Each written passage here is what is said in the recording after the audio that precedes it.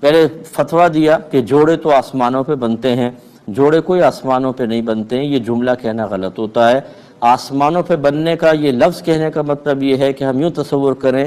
کہ اصل میں تو جوڑے اللہ کی مرضی سے بنتے ہیں۔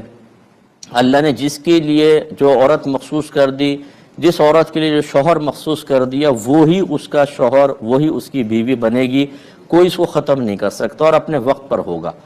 اب یہ تو ایک اصل مسئلہ ہے۔ اب آپ کہیں جوڑے آسمانوں پر بنتے ہیں تو یوں تصور میں آئے گا کہ جیسے اللہ تعالیٰ آسمان پر ہے اور وہاں اس نے یہ جوڑے مختص کر دیے۔ جوڑے تو مختص اللہ نے کیے لیکن وہ آسمان پر تو نہیں ہے، تو یہ کہنا جی جوڑے آسمان پہ بنتے ہیں، یہ غلط محاورہ ہے۔ یہ عام لوگوں نے چھوڑ دیا کسی نے فضا کے اندر اور ہم اس کو قبول کر لیتے ہیں، تو اس کو ہرگز نہ کہیں، بلکہ اس کے اندر کوئی سخت حکم بھی لگ سکتا ہے، کفر کا حکم بھی لگ سکتا ہے، اس لیے احتیاط کیجئے۔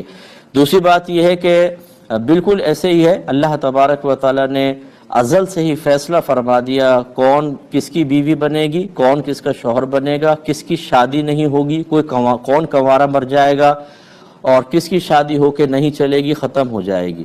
لیکن یہ ضرور ہے کہ اگر ہماری کوتاہی سے ختم ہوئی ہے تو اس کو اس کی سزا ضرور ملے گی، لیکن بہرحال یہ فیصلے ازل سے ہو چکے ہیں۔ لہٰذا کسی بہن کا یہ کہنا کہ جی وہ شخص مجھے مل جائے، کسی مرد کے دعا کرنا وہ عورت مل جائے، یہ غلط ہوتا ہے، اس کو منع کیا ہے۔ ہاں یوں کہہ سکتے ہیں کہ اللہ تبارک و تعالیٰ جس سے تو نے میرا عقد رکھا ہے اگر وہ میرے حق میں بہتر ہے، یا اگر اس کے ساتھ رکھا ہے اور یہ میرے حق میں بہتر ہے تو اس معاملے کو آسان کروا دے۔ لیکن مخصوص شخص کو سامنے رکھ کر یا مخصوص اوصاف کو سامنے رکھ کر دعا کرنا کہ مجھے ایسا ہی شوہر چاہیے، مجھے ایسی بیوی چاہیے، یہ ہرگز نہ کریں۔ وجہ اس کی یہ ہوگی کہ فیصلہ پہلے ہو چکا ہے، اللہ تعالیٰ اپنے فیصلوں کو آپ کی خواہشات کی وجہ سے بدلے گا نہیں۔ آپ نے کی شادی ہوئی اور ویسا نہیں ملا تو پھر شیطان فوراً ذہن میں ڈالے گا کہ دیکھو تم نے کتنی دعا کی لیکن اللہ نے تمہیں کیسا شوہر دے دیا، تمہیں کیسی بیوی دے دی۔ حالانکہ وہ تو اپنے فیصلے نہیں بدلتا نا، لا مبدل لکلمات اللہ، لا تبدیل لکلمات اللہ، اللہ کے کلمات تبدیل نہیں ہوتے، اللہ کے کلمات کو کوئی بدلنے والا نہیں ہے۔ ہم پہلے شریعت سیکھتے نہیں ہیں اور چاہتے ہیں کہ اللہ تعالیٰ ہماری مرضی کے تابع ہو جائے۔ معاذ اللہ یوں تصور بن گیا ہے یا یوں ہماری حرکات ظاہر کر رہی ہیں کہ جیسے